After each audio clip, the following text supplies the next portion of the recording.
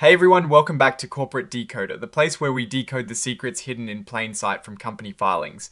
And boy do we have some interesting news from Oracle today. It seems like even tech giants have their own behind the scenes moves, and some of them are pretty public.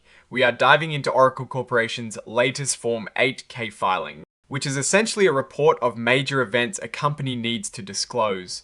Think of it as the official announcement of significant happenings that investors and the public need to know about right away. So Oracle Corporation, a name synonymous with enterprise software and cloud services, has just filed this report, and it covers a few key areas that tell us about changes in their leadership and their shareholder decisions. First off, let's talk about who is steering the ship. There's been a change in the boardroom. Oracle has elected Stephen Rusckowski to join their board of directors.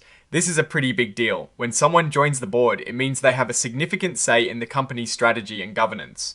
Mr. Rusckowski will be compensated with restricted stock units, or RSEs, which is basically fancy stock options that vest or become fully yours over time, and he'll also get the standard pay for non-employee directors.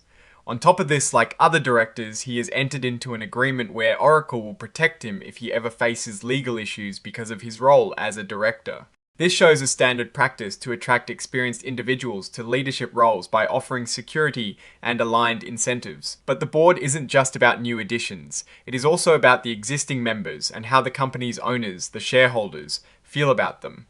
Oracle held its annual meeting, and the election of directors was a major point of discussion. We see a list of directors, and the voting results are fascinating. For instance, ABLO received a massive 1,970,921,678 votes in favour. That is a lot of support from the shareholders. And I mean, look at Lawrence J. Ellison, one of the founders. He received a whopping 2,271,537,382 votes in favour. These numbers show overwhelming confidence from the shareholders in the current leadership team, which is crucial for stability and executing long-term plans. The broker non-votes, which represent shares held by brokers that the beneficial owner has not instructed on how to vote, are also a consistent number across all nominees.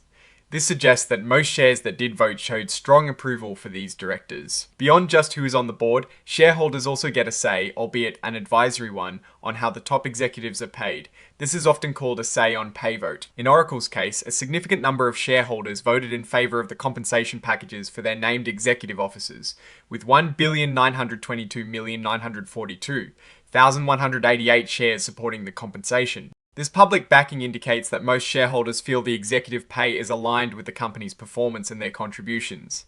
However, there were also votes against it and abstentions, showing that while the majority is in favour, there are still some shareholders who have concerns or want to see different compensation structures. Now, every company needs an independent set of eyes to check its financial reports and make sure everything is on the up and up.